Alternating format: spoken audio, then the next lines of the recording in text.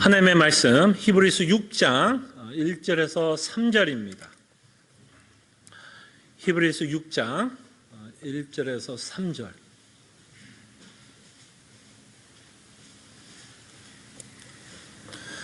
하나님의 말씀이 이러합니다. 그러므로 우리가 그리스도의 도의 초보를 버리고 죽은 행실을 회개함과 하나님께 대한 신앙과 세례들과 안수와 죽은 자의 부활과 영원한 심판에 관한 교훈의 터를 다시 닦지 말고 완전한 대로 나아갈지니라. 하나님께서 허락하시면 우리가 이것을 하리라. 아멘. 여러분들이 본문을 보면 좀 쉽지 않은, 좀 난해한 구절을 저희들이 만나게 됩니다. 1절부터 여러분들이 보시면 히브리서 기자가 이렇게 말합니다.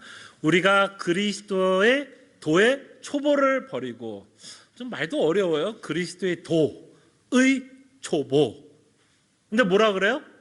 버리라고 이야기를 합니다. 그럼 도대체 뭘 버리라고 얘기하는 건지, 아니면 그 앞에 있는 말이 뭐야? 그리스도의 도의 초보가 뭐 별로 이제 쓸모가 없는 것인가? 라는 생각이 좀 들 수 있을 것 같아요. 그래서 그리스도의 초보를 이제 버리고 뭔가 좀 새로운 것을 찾아라 라는 식으로 저희가 들릴 수 있을 것 같습니다. 근데 문맥상 그리스도의 도의 초보라고 말할게요. 이제부터요.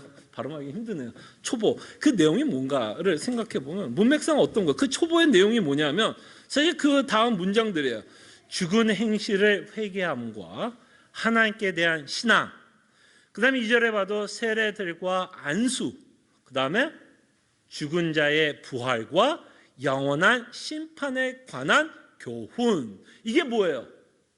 이게 지금 히브리서가 말하는 그리스도의 도의 초보라고 말합니다. 그러면 이 내용들 뭐하라는 것 같이 들려요? 다 버려라.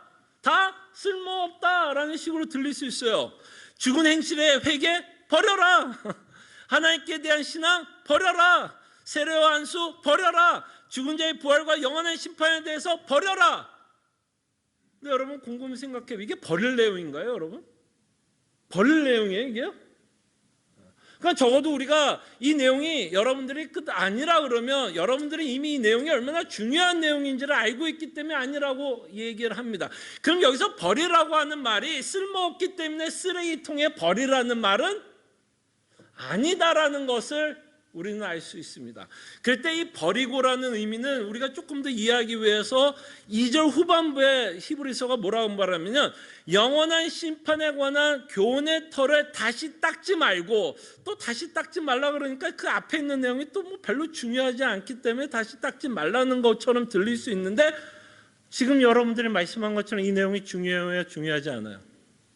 중요하다라고 생각을 해보면 다시 닦지 말라고 하는 말의 의미도 좀 우리가 생각하는 것처럼 그런 의미가 아닐 수 있습니다. 그러면서 뭐라 그래요? 완전한 대로 나아가라고 말씀을 합니다. 그러니까 여러분들이 이 문맥상을 좀 우리가 곰곰이 생각하고 버리고 그 다음에 교훈의 터를 닦지 말고라고 이야기하면 이것들이 중요한 게 아니라 우리가 이 본문을 이렇게 좀 이해했으면 좋겠습니다. 이거는 당연히 여러분들이 알아야 되는 내용이고, 그죠? 이 본문은, 이 초보는, 이 교훈 정도는 우리가 알아야 되고, 이 교훈이 갖고 있는 더 깊이를 깨달으라고 히브리서가 말씀하고 있는 내용이지, 이 교훈이 쓸데없고 필요가 없고 더 이상 닦을 필요가 없는 내용이기 때문에 버리는 내용이 아니라, 이 교훈이 우리 신앙의 초보, 기초가 되고, 이 기초 안에서 우리가 더 성숙해지고 완전한 대로 나아가라는 의미에서 이 교훈이 갖고 있는 그 깊이를 더 알아가고 믿을 것을 우리에게 말씀하고 있다라는 것을 저희들이 좀 생각해 봤으면 합니다. 그러니까 사실은 오늘 여러분들에게 설명하고 있는 내용은 여러분들이 이미 뭐하고 있는 거예요? 알아야 되는 내용이에요. 그러니까 여러분들의 표정 가운데 저는 이 이야기는 처음 듣는 표정으로 저를 보면 안 돼요. 목사님 또 한 얘기 또 하시네요 라는 표정으로 저를 봐야 정상이지, 목사님 또 뭐 너무너무 새로운 말씀하시는 이러면 우리가 지금 책망을 들어야 돼요. 아직도 우리는 기초 안에서 잊어버리고 살아가고 있다라고 우리가 생각해 볼 수 있을 것 같아요. 자, 그럴 때 우리가 오늘 시간상 첫 번째와 마지막 부분만 저희들이 좀 생각해 볼게요. 죽은 행실의 회개, 또 하나님에 대한 신앙, 그다음에 마지막으로 부활과 하나님의 심판에 대한 교훈에 대해서 여러분들과 생각을 하면서 어떤 자가 성숙한 크리스찬인가, 어떤 자가 완전한 대로 나아가고 있는 성도인가를 우리가 생각해 봤으면 합니다. 그래서 첫 번째로 초보의 내용이 뭐냐면, 마땅히 우리가 믿고 있어야 될 교훈이 뭐냐면 죽은 행실을 회개함과 하나님께 대한 뭐라고요? 신앙. 뭐 다른 말로 표현하면 하나님께 대한 믿음이라고 표현할 수 있겠죠. 그래서 이 믿음에 대해서 우리가 생각해 보면 하나님은 믿음을 선물로 주십니다. 그죠? 죽었던 우리. 죽었던 우리. 그래서 하나님은 택정한 자들, 또한 하나님께서 창세전에 선택한 자들에게 어떤 선물을 주시냐면 이 믿음이라는 어마어마한 선물을 줍니다. 이 믿음이라는 어마어마한 선물을 주면서 우리를 하여금 누구를 바라보게 할까요, 여러분? 믿음을 좀 이렇게 생각해 보면 좋겠어요. 안경과 같다라고 생각해 보셨으면 좋겠어요. 여러분, 저는 안경을 껴야지 볼 수가 있어요. 저는 극심한 난시를 갖고 있어요. 그래서 사실 밤에는 안경 없으면 저는 절대로 운전 못합니다. 어떻게 보냐, 더블 비전이라고 그러죠. 그냥 간판 불빛이 두 개로 보여요. 그리고 거리감이 없어요. 이렇게 좀 건강해 보여도 굉장히 부실한 데가 되게 많아요, 온몸에. 물론 생명에 지장이 있는 건 아니지만 좀 사는 데는 굉장히 불편한 게 이 몸에 참 많은 거를 갖고 삽니다. 그 중에 하나가 제 눈이에요. 그래서 저는 눈이 없으면 안 보여요. 그래서 하나님이 뭐예요? 마치 믿음을 안경이라고 생각하면 이제 안경을 딱 끼면 이제 뭐가 보이기 시작할까요? 예수 그리스도가 보이기 시작하는 거예요. 여러분들에게 생명을 주시고 이제는 그 예수 그리스도가 보이는 거예요. 그래서 우리가 이제 히브리서 12장에 가면 우리가 또 살펴보겠지만 히브리서 12장에 보면 뭐라 그런지 알아요? 믿음의 주여 우리를 온전케 하시는 예수를 바라보자. 누가 볼 수 있어요? 이 믿음이라고 하는 이 안경을 낀 사람들은 이제 예수님이 뭐예요? 이제 보여요. 그래서 우리가 히브리서를 통해서 여러분 우리는 예수님에 대해서 지금 사실 뭐예요? 배우고 있어요. 그래서 여러분 기억나세요? 예수님이 누구신가 기억나세요? 여러분 우리는 어떻게 믿고 있느냐면 예수님은 하나님이시다. 그래서 히브리서 1장을 통해서 우리에게 말씀하고 싶은 초보의 내용은 뭐예요? 예수님은 하나님이시다. 그래서 우리는 조금 이 세상을 창조하셨다 그러면 우리는 성자 하나님을 굉장히 많이 생각하죠. 죄송합니다. 성부 하나님을 많이 생각합니다. 이 세상을 창조하셨다 그러면 성부 하나님을 많이 생각하는데 여러분들이 읽었던 히브리서 1장에 보면 성자 하나님도 성부 하나님과 함께 이 세상을 창조하셨고 성부 하나님이 이 세상을 운행하시고 운영하시고 섭리하신다면 성자 하나님도 성부 하나님과 함께 이 세상을 운영하시고 보존하시고 섭리하시는 참 하나님이시다라고 우리에게 말씀하십니다. 그런 참 하나님을 히브리서 1장에 보면 하나님이 이 성자 하나님을 우리를 위해서 준비하신다라고 말씀하십니다. 이 성자 하나님을 우리를 구원할 대제사장으로 세우실 것을 준비해요. 그래서 구약을 통해서 뭐예요? 여러 부분과 여러 모양과 선지자들을 통해서 누구를 예언해요? 성자 예수님을 예언합니다. 그래서 창세전에 갖고 있었던 하나님의 계획, 성자를 통해서 우리를 구원할 그 계획이 이 구약을 통해서 어떤 형식으로 나타날까요? 예언의 형식을 통해서 우리에게 말씀하셨습니다. 그래서 성자 하나님을 구약을 통해서 준비하시고 때가 참에 성자 하나님이 이 땅에 오셨습니다. 우리는 그 예수를 지금 바라보고 있어요. 믿음으로. 그러면서 그 예수님이 하나님이신데 이 땅에 오셔서 우리를 구원하시기 위해서 십자가에 죽으셨다라는 것을 우리가 보게 됩니다. 자, 이렇게 예수 그리스도께서 십자가에 죽으셨다라는 이 사실을 여러분들이 묵상하시게 되면요, 여러분들은 하나님을 조금씩 배워가고 알아가고 사귀게 됩니다. 그래서 여러분들이 이 십자가를 가만히 묵상해 보면 하나님은 사랑이시다라는 걸 깨닫게 돼요. 그럴 때 성경은 하나님이 사랑이시다라는 걸 어떻게 증명하던가요? 어떻게 증명해요? 여러분, 하나님이 사랑이시다 어떻게 증명해요? 그렇죠. 예수 그리스도의 십자가를 통해서 내가 가장 아끼고 사랑하는 예수 그리스도를 우리에게 주심으로써 하나님이 얼마나 우리를 사랑하고 있다라는 것을 뭘로 통해서 확인해요? 이 믿음이라는 걸 통해서. 그래서 우리는 십자가를 곰곰이 묵상해 보면 이 하나님이 나를 구원하기 위해서, 죄인을 살리기 위해서 십자가에 죽으셨다라는 그 놀라운 복음의 선포, 복음을 믿게 되고, 그 복음을 믿음으로써 우리 안에 생기는 마음은 하나님에 대한 감사와 찬양이 울려 퍼집니다. 그래서 여러분들이 오늘 11시에 오신 이유 아니에요? 그죠? 그죠? 다 끄덕일 때까지 계속 물어볼 거예요. 다 한 명씩 제가 다 쳐다보면서. 그렇잖아요. 여러분들이 복을 더 받으려고 이 시간 나온 거 아니죠? 여러분들이 이미 복 받은 자예요. 우리가 왜 나왔어요? 그 은혜가 너무 좋아서, 너무 표현하고 싶어서 나와서 찬송도 부르고 싶고 기도도 하고 싶고, 또 같은 은혜를 받은 성도들과 함께. 여러분, 옛날에 2002년도 여러분 월드컵 기억나세요? 기억나시죠? 이럴 때는 또 반짝반짝해요. 또 월드컵 얘기 이제 성경 말고 또 딴 얘기하면 반짝반짝해요. 여러분, 월드컵도 혼자 보면 재밌었을까요? 광화문에서 그 수많은 인파들이 함께 봤을 때 더 즐거웠을까요? 함께 모여서 월드컵 봤을 때 더 즐겁지 않았겠어요? 저도 혼자 볼 때가 있었고요.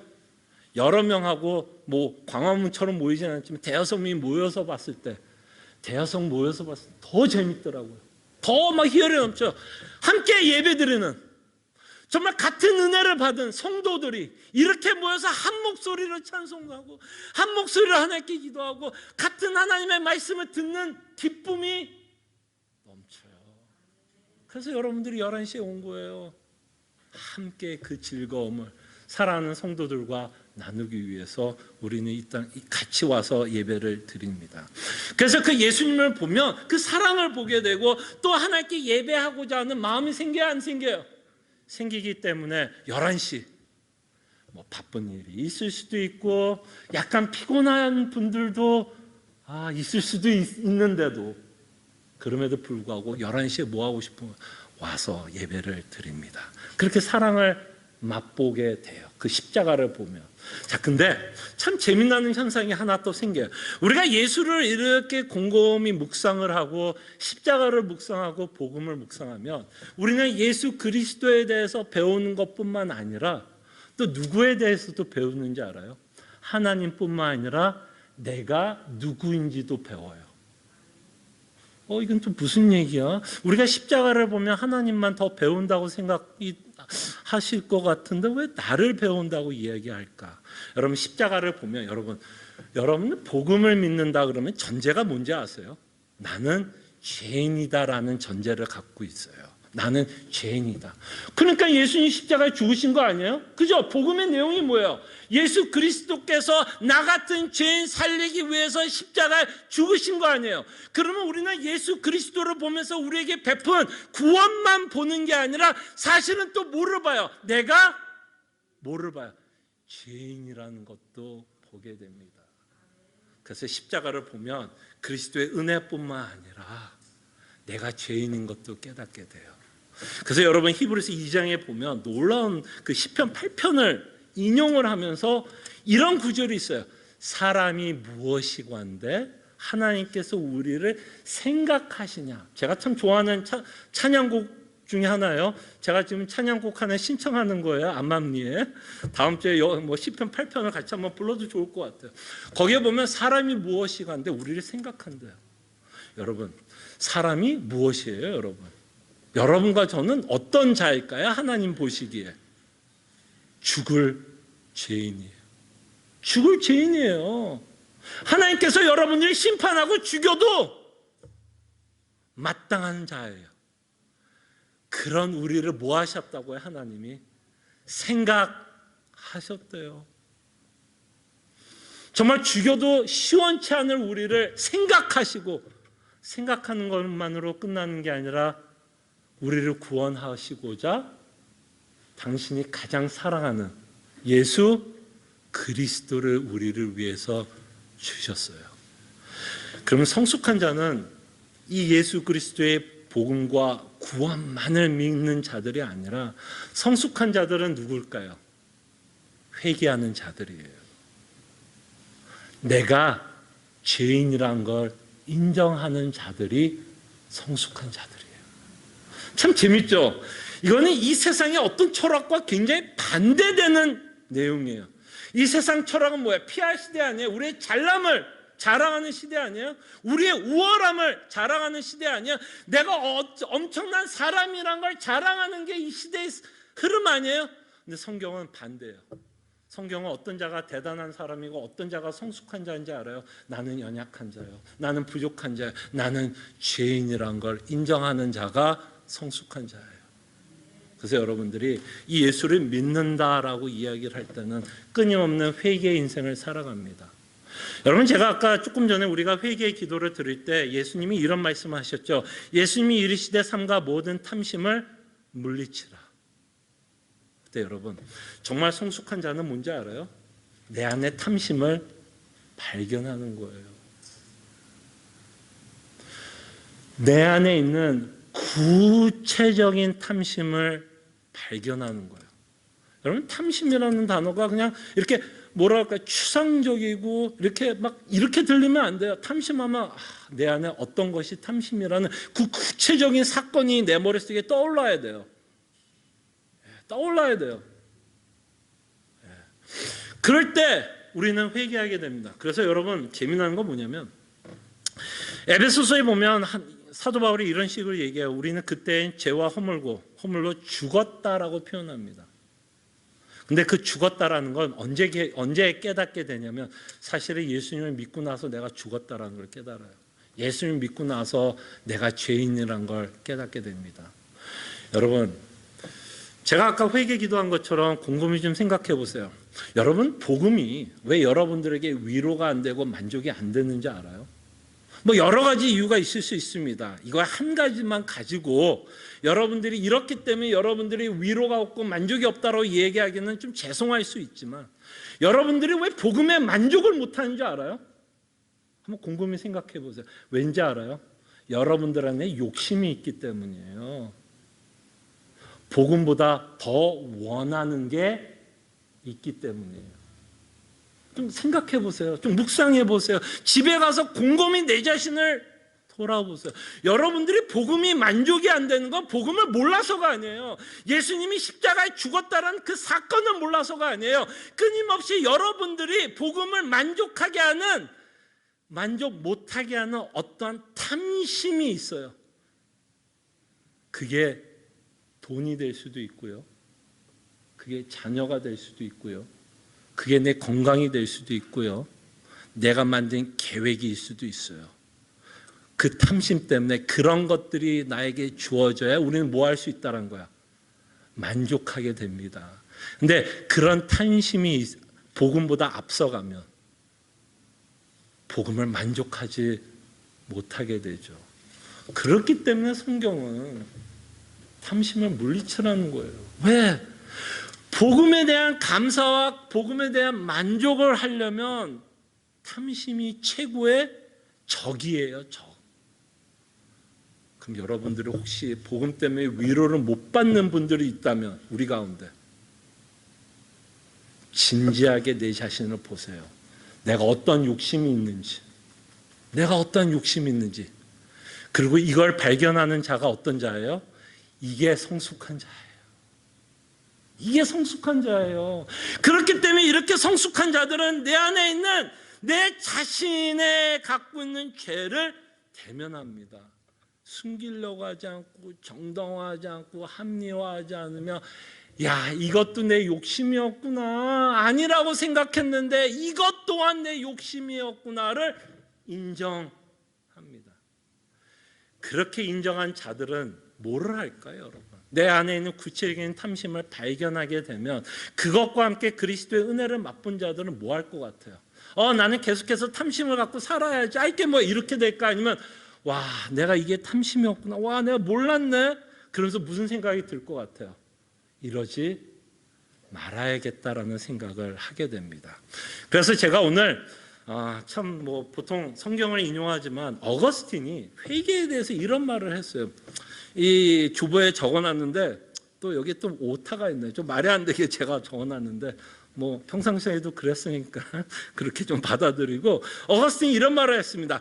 악행을 고백하는 순간 선행이 시작됩니다로 이해를 합시다. 악행을 고백하는 순간 선행이 시작합니다. 저는 어거스틴이 굉장히 회개에 대해서 잘 이해했다고 생각합니다. 아까 말한 것들은 뭐예요? 내 안에 있는 구체적인 탐심을 발견하게 되면 아까 뭐 한다 그랬죠? 이러지 말아야겠다라는 생각이 들면 그 생각과 함께 뭐를 하게 될까요? 행동이 옮겨지게 될까요? 안 옮겨지게 될까요? 그래서 지금 어거스틴이 이렇게 말하는 것 같아요. 악행을 고백하는 순간, 내 안에 있는 구체적인 악을 발견하고 고백하는 순간 우리 안에서는 새로운 마음이 생기고 그러지 말아야겠고 그러지 말아야 될 걸 결심이 생긴다면 뭐가 시작할까요? 선행이 시작하게 됩니다. 그래서 성숙한 자들의 특징은 뭐에 대해서 성숙하냐면 자신의 죄에 대해서 굉장히 민감합니다. 그래서 여러분, 이게 말이 되는지는 모르겠는데요, 믿는 자들은 때로는 우울할 수 있어요. 아니, 목사님, 어떻게 믿는 자들이 우울할 수 있어요? 기뻐야 되고 즐거워야죠. 근데 우울할 수 있어요. 언제 우울할까요? 자신의 죄를 대면할 때예요. 자신의 죄를 대면할 때예요. 너무 슬픈 거예요. 예수 그리스도께서 나를 위해서 그렇게 십자가에 죽으셨는데 그럼에도 끊임없이 내 안에 욕심이 살아있고 내 욕심을 죽이지 못하고 끊임없이 내가 얻고자 하는 것을 합리화하고 정당합니다. 여러분, 자녀 키우면서 되게 웃긴 게 뭔지 알아요? 자녀를 키우면서 이런 말합니다. 다 너를 위해서 이렇게 하는 거라고. 여러분, 그 거짓말인 거 알아요? 다 너를 위해서 그렇게 한다고. 사실은 누구를 위해서 그렇게 하는 거야? 많은 경우 부모 위해서 그렇게 할 경우가 참 많아요. 그걸 우리는 못 봐요. 왜? 우리는 그걸 사랑으로 둔갑했고요. 그게 너를 위해 최선이라고 우리는 끊임없이 뭐 한 거예요? 정당하고 합리화하다 보니까 내 탐심을 바라보게 돼요? 안 바라보게 돼요? 못 보게 돼요. 못 보게 돼요. 그때 우리 안에 너무나 많은 탐심이 있고 우리 안에 정말 구체적인 죄들이 득식을 거리고 있다는 걸 보시길 바라요. 그래서 성숙한 자들은요, 오히려 우울합니다. 그래서 사도 바울이 뭐라고 고백해요? 나는 참 공고하다. 참 공고하다. 왜 나는 이거밖에 안 될까? 근데 그 공고함 때문에 우리는 다시 누구에게 갈까요? 하나님께 가게 돼 있어요. 여전히 나를 사랑하고 있는 그 하나님께로 가게 되고 그 사랑 때문에 우리는 다시 한번 결심하게 되고 결단을 하면서 주께서 원하는 선행의 삶을 살아갑니다. 이것이 뭐예요? 성숙한 자예요. 죄에 대해서 민감해하면서 살아가는 자들, 그리스도의 복음을 바라보면서 살아가는 자들이 성숙한 자라는 것을 기억해 주시길 바라고요. 세 번째를 살펴보겠습니다. 우리는 부활과 하나님의 심판을 살펴봅니다. 여러분, 성숙한 자들은요, 세상에 소망을 두고 살지 않습니다. 근데 여러분, 우리가 갖고 있는 탐심과 욕심은 끊임없이 뭐하게 할까요? 이 땅에 소망을 갖게 만듭니다. 마치 이 땅의 것을 다 얻으면 내가 가장 행복할 거라고 우리에게 뭐예요? 속입니다. 너무 안타까운 건 지금 시간이 없어서 보지는 못하지만 여러분 집에 가셔서 전도서 2장 1절에서 11절의 말씀을 한번 살펴보세요. 전도서 2장 1절에서 11절. 그 말씀에 보면 솔로몬이 이렇게 말을 합니다. 자신의 즐거움을 위해서 다 해봤다라고 이야기합니다. 한 나라의 왕이기 때문에 그는 이 땅에서 누릴 수 있는 걸 다 누려봤어요. 근데 뭐라고 고백하는 줄 알아요? 그것들이 다 무익하다라는 거예요. 자, 솔로몬이 말했던 그것들 자체가 무익하다라는 말이 아니에요. 근데 뭐가 무익하다라고 솔로몬이 말을 하냐면 그것들이 나에게 위로를 줄 거라고 생각한 게 무익하다라는 거예요. 무슨 말인지 알겠어요? 자, 제가 말하는 내용이 자녀가 중요하지 않다는 얘기가 아니에요. 돈이 안 중요하다라고 얘기하는 것도 아니에요. 건강이 안 중요하다라고 얘기하는 거 아니에요. 그것도 다 중요해요. 근데 성경이 시비를 걸고 싶은 건 뭐냐면 이것들이 나에게 즐거움을 줄 거라고 생각을 한다면 이거는 아니라는 거예요. 근데 우리의 문제는 뭐예요? 이것들이 뭐를 줄 거라고 생각하는 거예요? 즐거움을 줄 거라고 생각하니까 자녀를 우상으로 만들고 돈을 우상으로 만들고 건강을 우상으로 만들면서 사는 거예요. 그것들 자체가 문제가 아니라 하나님이 우리에게 시비를 거는 건 그것들이 나에게 즐거움을 줄 거라고 생각하는 거예요. 그래서 하나님이 전도서를 남겨놨습니다. 왜 남겨놨을까요? 그것들이 결국에는 뭐를 못 준다? 즐거움을 못 준다라는 거예요. 그럴 때 성숙한 자들은 어떤 자들이냐면 나의 즐거움, 나의 소망, 나의 기쁨은 어디에만 있다? 예수님에게만 있다. 그러면서 어디에 소망을 두고 사는 자들이에요?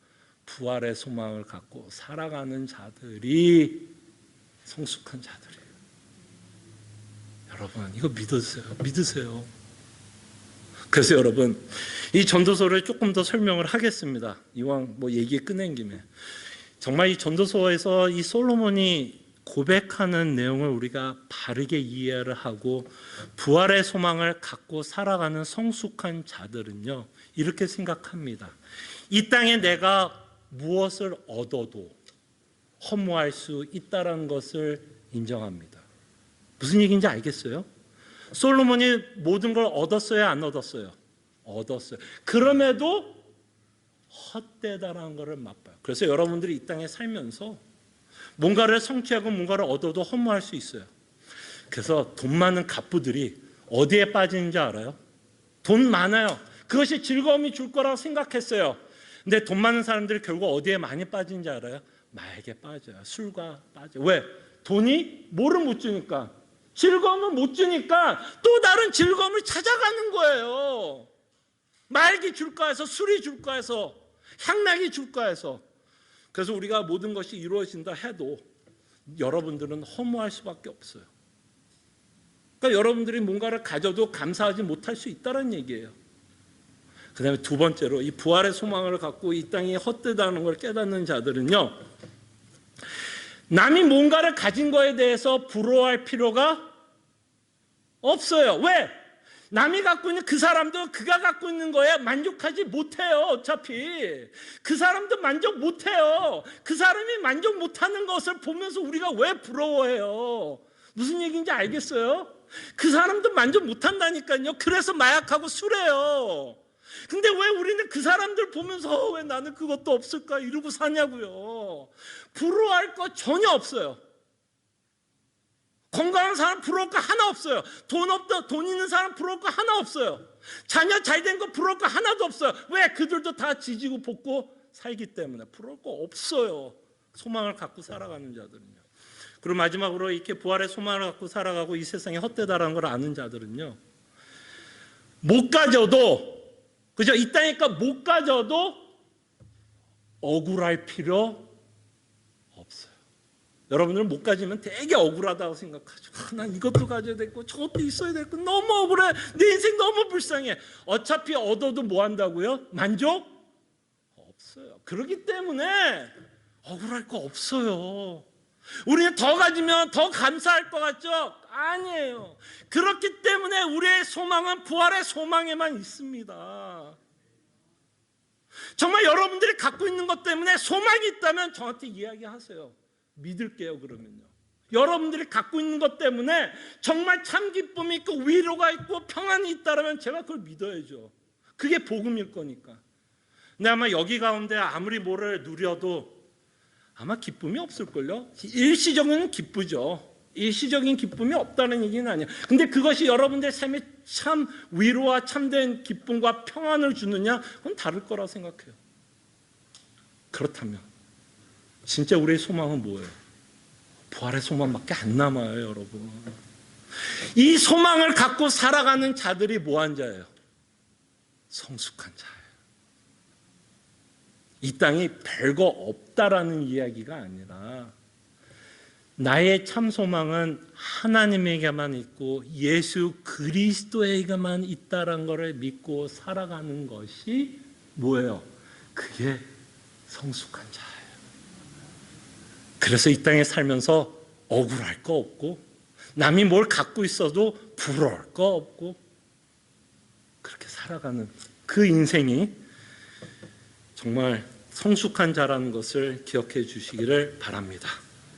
그 다음에 마지막으로 좀 생각해 보고 싶은 건 하나님의 심판이에요. 하나님의 심판. 하나님의 심판. 여러분, 우리가 예수님 왜 믿죠? 물론 하나님이 우리를 사랑하기 때문에 믿지만 사실은 우리가 하나님을 믿는 이유 중에도 뭐가 있기 때문에 하나님의 심판이 있기 때문에 믿는 거예요. 그리고 이 심판에서 유일하게 모면할 수 있는 유일한 방법은 예수 그리스도밖에 없기 때문에 우리가 믿는 거예요. 그렇기 때문에 여러분, 이 히브리서 독자가, 이 히브리서 기자가 왜 하나님의 심판에 관해서 그토록 이야기하는지 알아요? 여러분들이 지금 1세기에 이 핍박을 받는 성도라고 좀 가정을 하고 한번 공감을 좀 해보려고 한번 해보세요.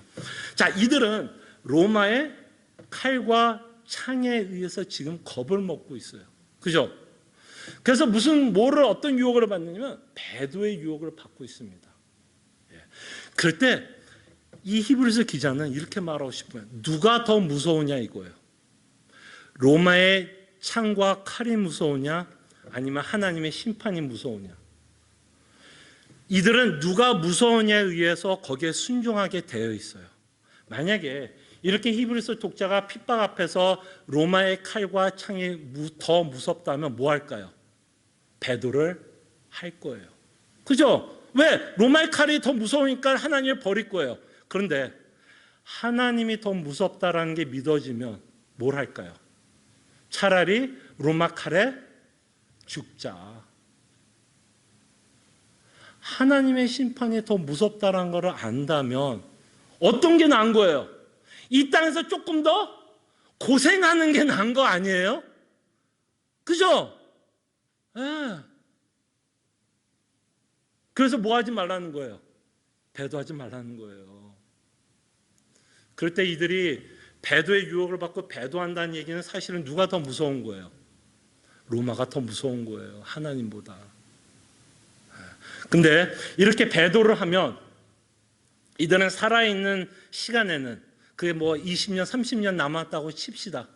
그렇게 총칼 앞에서 배도를 하고 예수님을 부인해서 편안하게 살아간다면 한 20, 30년 산다고 합시다. 그 다음에 이들에게 누가 기다려요? 하나님의 심판이 기다립니다. 3, 40년 편안하게 살 수 있어요. 그런데 영원히 뭐가 기다려요? 죽음이 기다립니다. 그 심판의 무서움 때문에 하나님은 끊임없이 누구만 믿고 복음만 믿고 그리스도의 복음만 믿고 구원을 믿고 전진에 가기를 지금 우리에게 말씀하세요. 여러분들의 인생을 살아가면서 누가 가장 두려워요? 여러분 정말 하나님 두려워요? 우리가 하나님 두려우면요 하나님의 말씀을 잘 듣게 돼 있어요.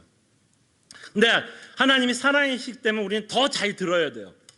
네, 여러분 어떤 책을 읽으면서 예화 들었는데 이게 너무 저한테 도전이 됐어요. 이분이 예화를 쓰는 내용이 이거예요. 우리는 하나님보다 의사 말을 더 잘 듣는다라고 예화를 말했어요. 우리 의사 말 되게 잘 듣지 않아요? 의사가 이렇게 하라 저렇게 하라면 정말 그냥 1초 2초 틀리지 않게 하지 않아요? 오늘 아침 매일같이 운동해. 그럼 여러분 운동해야 안 해요? 시간이 있든 없든 시간을 내요, 안 내요? 운동해야 하네요. 1시간씩 운동해야 하네요. 아무리 바빠도 한 바퀴 걸어요, 안 걸어요? 아니라고 하신 분? 아니죠. 운동해요. 먹으라는 약이 있으면 떨어지면 불안해요, 안 불안해요? 나 이거 먹어야 샀는데 그거 떨어지면 불안해요, 안 떨어져요? 안 불안해요? 그게 점점 알알이 떨어지면 10개 있었던 게 5개, 4개. 그럼 무슨 생각해요? 빨리 의사 만나야지. 그 생각 안 해요? 불안해요. 그 의사가 이거 먹으라 그러면 그거 되게 열심히 먹고, 이거 먹지 말라 그러면 먹지 않아요. 옆에서 잔소리해요. 그거 먹으면 안 돼. 그리고 잔소리 듣는 사람도 맞아, 이거 먹으면 나 죽을 수 있어. 암이 다시 유발할 수 있어. 건강을 위해서는 그렇게 의사 말 잘 듣고, 건강을 위해서는 유튜브에 나와 있는 수많은 정보를 그렇게 이해하고 공부하고 자기에게 적용을 하면서, 왜 영원한 생명을 말씀하고 있는 하나님에 관해서는 우리가 그렇게 우습게 생각하세요? 의사만은 그렇게 잘 들으면서 하나님이 이렇게 우리에게 지금 말씀하고 있는데, 여기에만 답이 있다라고 이야기를 하는데, 왜 우리는 이 말을 안 들으려고 해요? 왜 다른 데서 우리는 계속해서 희망, 소망, 기쁨, 만족을 얻으려고 그것에 없다라고 이야기하는데, 왜 끊임없이 우리는 탐심하고 욕심하고, 그 욕심이 이루어지지 않는 것 때문에 맨날 하나님께 불평하고 불만하고, 내 계획대로 안 되면 또 불평하고 불만하고. 언제쯤이면 우리가 의사보다 하나님 말을 잘 들을까요? 그럴 때 하나님은 자녀에게 말씀합니다. 내 얘기 좀 잘 들어줘. 그래서 히브리서 2장에 보면 이렇게 말씀합니다. 보면, 그러므로 우리는 들은 것에 더욱 유념. 가슴판에 새겨주시다. 의사 말 무시하라는 얘기는 아니에요. 건강을 지키기 위해서 의사 말 잘 들으세요. 근데 우리가 하나님 말씀을 조금 더 들어야 하지 않을까요? 기도합니다.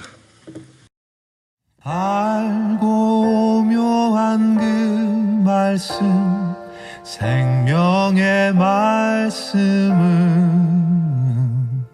귀한 그 말씀 진실로, 생명의 말씀이 나의 길과 믿음 밝히 보여주니, 아름답고 귀한 말씀 생명샘이로다. 아름답고 귀한 말씀 생명샘이로다. 귀한 주님의 말씀은 내 노래 되도다. 모든 사람을 살리는 생명의 말씀을 값도 없이 받아 생명길을 가니, 아름답고 귀한 말씀 생명샘이로다. 아름답고 귀한 말씀 생명샘이로다.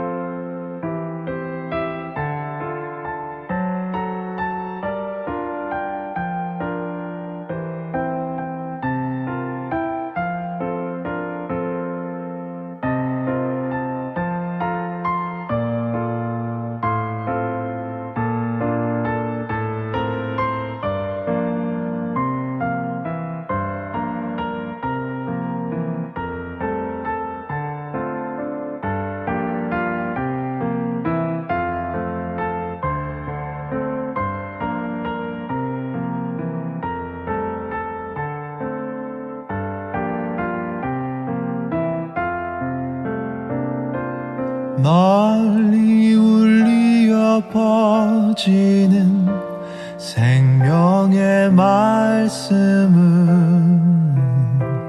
마음의 용서와 평안을 골고루 주나니 다만 예수 말씀 듣고 복을 받네 아름답고 귀한 말씀 생명샘이로다 아름답고 귀한 말씀 생명샘이로다 아름답고 귀한 말씀 생명샘이로다 아름답고 귀한 말씀 생명샘이로다